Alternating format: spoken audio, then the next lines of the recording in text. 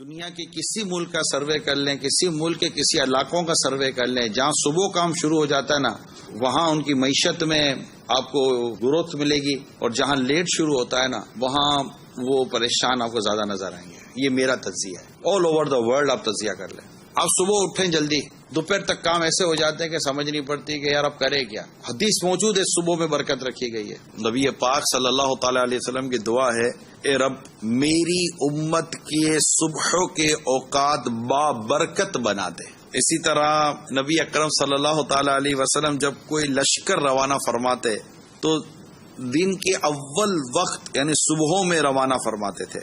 ایک صحابی ہیں، وہ تاجر تھے، یہ اپنے تاجروں کو یعنی ملازمین کو صبح سویرے بھیجا کرتے تھے، تو اس کی برکت سے وہ صاحب ثروت ہو گئے اور ان کا مال بہت زیادہ ہو گیا۔ ایک اور حدیث سنیے، رزق کی تلاش میں صبح سویرے نکلا کرو، کیونکہ صبح کا وقت بابرکت و کامیابی